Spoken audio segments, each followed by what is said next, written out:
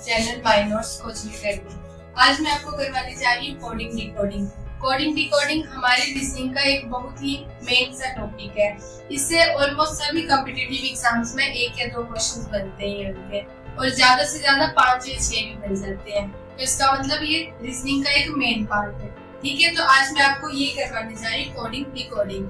Coding decoding से आगे 3 types के क्वेश्चंस बनते हैं, letter coding, number coding and mix coding. पहले हम देखेंगे लेटर कोडिंग। लेटर कोडिंग में क्या है, जैसे मान लो कोई भी आपको वर्ड दिया है कैट, ठीक है, इसको हमने कोड कर दिया DBTU। क्या किया, एक अल्फाबेट आगे, मतलब +1 करके कर दिया। ठीक है, तो ये आए लेटर से लेटर में कोड किया। नेक्स्ट है हमारा नंबर कोडिंग। नंबर कोडिंग में क्या होता है, जैसे मान लो सेम ये एग्जांपल लेते हैं हम कैट, ठीक है, इसको मैंने ऐसे कोड किया कि C की प्लेस वैल्यू 3, A की 1 एंड T की 20, इन सभी को प्लस किया तो 24। मैंने आपको बोला कि मैं कैट को 24 लिख रही हूँ। ठीक है, तो ये क्या हुई हमारी नंबर कोडिंग। अब देखो मिक्स कोडिंग। मान लो मैंने कैट को लिखा 3D20, ठीक है, तो इसमें कुछ नंबर्स भी आ रहे हैं, अल्फाबेट भी आ रहे हैं, तो इसको हम बोलेंगे मिक्स कोडिंग। ठीक है, तो ये हमारे 3 टाइप के आते हैं। इसमें कोडिंग में 3 टाइप के क्वेश्चन आते हैं, letter coding, number coding and mixed coding. पर इन सभी को करने के लिए हमें सबसे पहले क्या होना चाहिए कि जो हमारे इंग्लिश के अल्फाबेट्स होते हैं उनकी प्लेस वैल्यू हमें अच्छे से पता होनी चाहिए।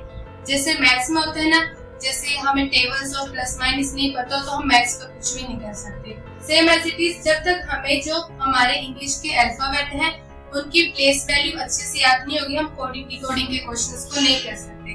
कर तो लेते हैं पर क्या होता है, फिर बहुत ज्यादा टाइम लगता है। तो इसके लिए आज मैं आपको सबसे पहले बताऊंगी कि जो हमारे अल्फाबेट के प्लेस वैल्यू को याद करवाऊंगी, इनको किसी ट्रिक का यूज करके याद करेंगे। ठीक है, तो सबसे पहले देखो A से लेकर E तक हमारे 5 ही हमें इजीली याद होते हैं, क्योंकि हम जैसे कई बार नंबरिंग करते हैं, मैथ्स में क्वेश्चंस की नंबरिंग करते हैं तो हम लिखते हैं A B C D E लिखते हैं ना, या फिर ऑप्शंस होते हैं, जैसे कोई भी हमारे क्वेश्चन है उसके ऑप्शंस आते हैं, तो A से लेकर E तक हमें अच्छे से याद होता है कि A1 है, B2 है, C3 है, D4 है एंड E5 है। ठीक है, तो ये वाले तो हमें अच्छे से याद होते हैं। आगे की हम थोड़े से कंफ्यूज रहते हैं, तो उनके लिए मैं आपको करवाऊंगी, ट्रिक करवाऊंगी। चलो तो देखते हैं उनके लिए। आगे हमारा है F, E के अगला अल्फाबेट क्या है F। F से क्या है 6, तो इसको हम किससे याद रखेंगे, फिक्स से। F का आया 6 और इसको हम याद रखेंगे फिक्स से। नेक्स्ट है G, G का आया 7 G7। आजकल G7 समिति काफी ट्रेंडिंग में, आप इसे किससे याद कर सकते हो, G का आया 7 G7। H का आया 8, इसको हम याद रख सकते हैं, H से बनता है हमारा हेड। ठीक है, सेम साउंड कर रहा है, H का हेड और इसकी प्लेस वैल्यू क्या आई 8। उसके आगे I का क्या है 9, इसको हम याद कर सकते हैं I नो, जैसे हम बोलते हैं ना I नो, मैं जानता हूँ या मैं जानती हूँ, तो I नो, नो मींस 9। ठीक है, आगे J की होती है 10, इसको हम किसी के नाम से याद कर सकते हैं, जैसे मैंने एग्जांपल लिया जतिन, J 3 से बना 10, जतिन मींस J की प्लेस वैल्यू आई 10। नेक्स्ट K का आता है 11, इसका हम ले सकते हैं किंग्स 11, जैसे हमारे IPL में एक टीम है किंग्स 11, तो K का आया 11 किंग्स 11। वैसे same as it is L का हमारा होता है 12, L से मैं ले सकती हूँ लवर, पर ये 12 की साउंड कर रहा है ना, 12 की तरह साउंड कर रहा है लवर, तो L का हमारा बना 12, इसको हम याद कर सकते हैं लवर से। नेक्स्ट देखो M का हमारा आया 13, इसको हम याद कर सकते हैं मैं तेरा हीरो, मैं M से मैं और 13 का 13 मींस मैं तेरा हीरो, M का हमारा आया 13, मैं तेरा। नेक्स्ट है 14, N का आया 14, इसको हम याद रख सकते हैं, सभी को इजीली याद होता है कि नवंबर में काफी इंपॉर्टेंट डे आता है 14 नवंबर, चिल्ड्रंस डे, तो हम चिल्ड्रंस डे से इसे याद कर सकते हैं 14 नवंबर मींस नवंबर N से बना तो N की वैल्यू आई 14। नेक्स्ट है O का होता है 15, ये हम किसी के नाम से याद कर सकते हैं, जैसे किसी का नाम है उपेंद्र, किसी का नाम है उपेंद्र, तो O से पेंद्र मतलब 15 की साउंड दे रहा है, तो O का क्या आता है हमारा 15, उपेंद्र। नेक्स्ट P का होता है 16, इसको हम याद रख सकते हैं 16 साल का प्रिंस। ठीक है, जैसे प्रिंस जो राजकुमार हो तो उसकी हमने एज रखी 16 साल। तो पी का क्या आया 16 साल का प्रिंस।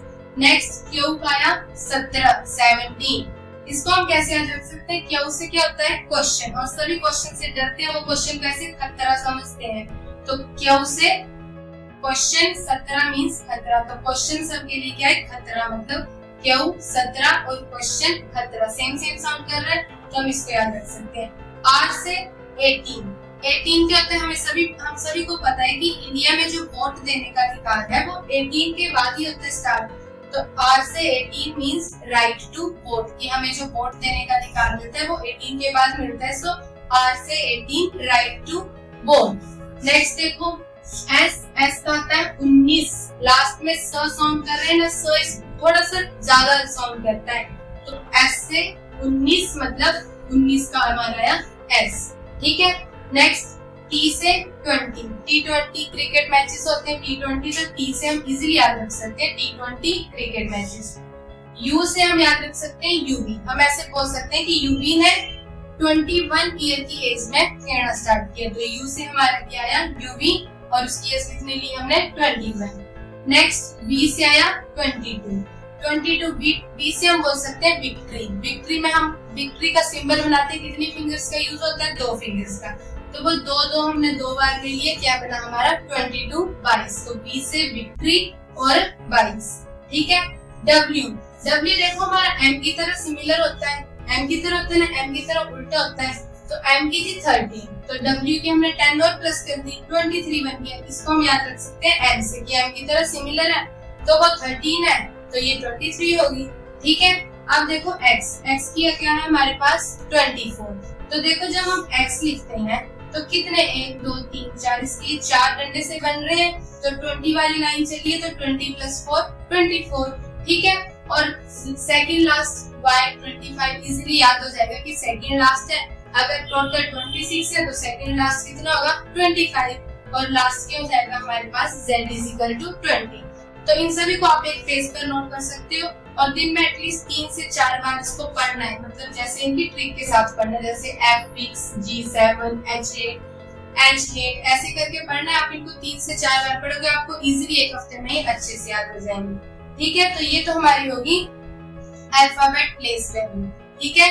अब हमें कोडिंग डिकोडिंग में एक और टॉपिक हमारा काफी इंपोर्टेंट आता है, वो होता है अपोजिट वर्ड्स, जैसे किसी लेटर का जो अपोजिट लेटर होगा वो क्या होगा, ठीक है, उसको भी हम याद करते हैं, ट्रिक का यूज करके उसको भी हम अच्छे से याद करते हैं। चलो पहले हमारे पास आया A Z, इजीली सभी को पता होगा, छोटे से छोटे बच्चे को पूछ लेंगे। हमारा फर्स्ट वर्ड आएगा A और लास्ट में आएगा Z, ठीक है।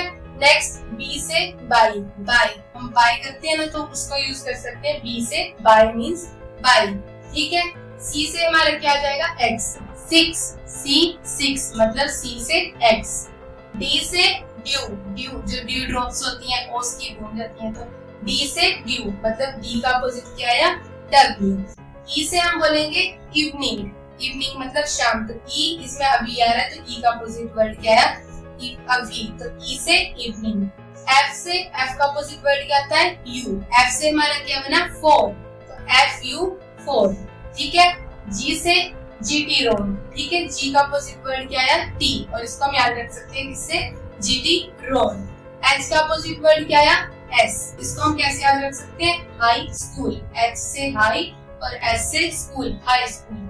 I का क्या आया opposite word R, Indian railway, I से इंडियन और R से रेलवे, इंडियन रेलवे।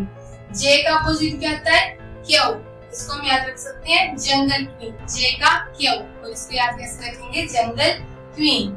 K का हमारा आया P, कानपुर, K और P आ रहा है कानपुर में, तो K का अपोजिट वर्ड क्या आया P, कानपुर। L का हमारा आया O, लव में O भी आ रहा है L भी आ रहा है, तो L का अपोजिट वर्ड O, और M का अपोजिट वर्ड N, और इसको हम याद रख सकते हैं मैन, M का N और अपोजिट वर्ड N, ठीक है। एक बार फिर से रिपीट कर लो, AZ, B by, C6, D due, E evening, F4, G GT road, H high school, I Indian railway, J jungle queen, K Kanpur, L love और M man, ठीक है। आई होप आपको ये अच्छे से समझ आ गया होगा। आप इन सभी को एक पेज पर नोट कर लो और इन्हें इजीली मतलब 3 दिन में 3-4 बार पढ़ो, आपको अच्छे से याद हो जाएंगे। ठीक है, तो आज के लिए बस इतना ही। नेक्स्ट वीडियो में हम क्या करेंगे, इससे रिलेटेड क्वेश्चंस करेंगे, जिसमें कि मैं आपको क्वेश्चन दूंगी और उसकी कोडिंग की होगी और आपने उसको सेम एज इट इज दूसरे नंबर को सेम कोड करना है। ठीक है, तो आज के लिए बस इतना ही। आपको अगर हमारी वीडियो पसंद आए तो इसे लाइक करें, अपने दोस्तों के साथ शेयर करें और ऐसे ही और वीडियोस देखने के लिए हमारे चैनल के साथ जुड़े रहें। Thank you.